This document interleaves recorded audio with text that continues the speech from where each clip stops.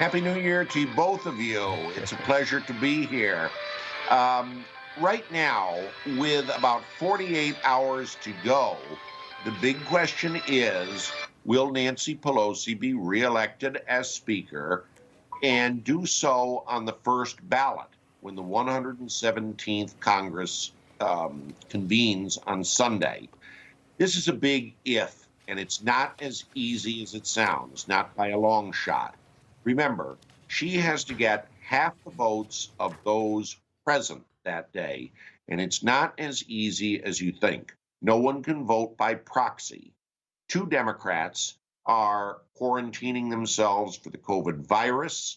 In addition, two others have publicly announced that under no circumstances will they vote to reelect Speaker Pelosi. Last time, 10 Democrats deserted the lady with the gavel, and she held on. That's because Democrats had a big edge in Congress. Now, the split between the parties is the closest it has been since 1958. And again, the magic figure is 216. That's half of those who are going to be present on Sunday. If she does not get that amount, then it goes to a second ballot. All sources on Capitol Hill agree. If the Speaker doesn't win on the first ballot, she will get out on the second because there's nowhere to go but down. And in that case, it's anyone's game. Hakeem Jeffries, the chairman of the House Democratic Conference, long tipped as the eventual successor to Speaker Pelosi, may make his move then. And with Republicans united behind their leader, Kevin McCarthy of California, it's not inconceivable that there could be a Republican speaker, at least for a couple of months. So get a ringside seat for this Sunday. It's going to be exciting. And keep the count. Well, we've got our popcorn ready. Walk us through a little bit, perhaps this doomsday scenario for the Democrats where we as Republicans actually find a way to get a gavel back in the hand of Kevin McCarthy. Is that feasible? What are the kind of the moving pieces there? And then beyond that, what's going on with our dear friend Mitch McConnell over in the U.S. Senate when we have this COVID fight with 230 and all of the above? All right, let's take it one by one. First, is it feasible that Kevin McCarthy could impeach a speaker?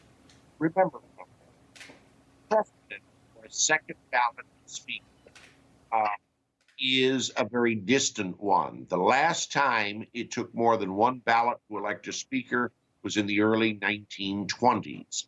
But this does open up the procedure, and it also means that there's no certain candidate in one party because several get in.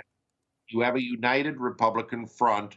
Well, the possibility of a Speaker McCarthy grows. Now, regarding the Senate, I would say that Mitch McConnell at this point is in a very secure position. His colleagues without opposition reelected him as majority leader. The only way that his status could change is if on Tuesday, both of the elections in Georgia went to the Democrats, and that would make the Senate 50-50 between the Democratic and Republican Party. And of course, a Vice President, Kamala Harris, assuming she is sworn in as Vice President, would cast the tie-breaking vote.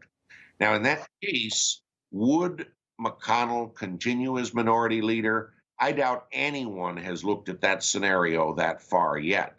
But as we get closer to January 5th and we get the results from the Peach State, I'm sure we're going to hear some more speculation.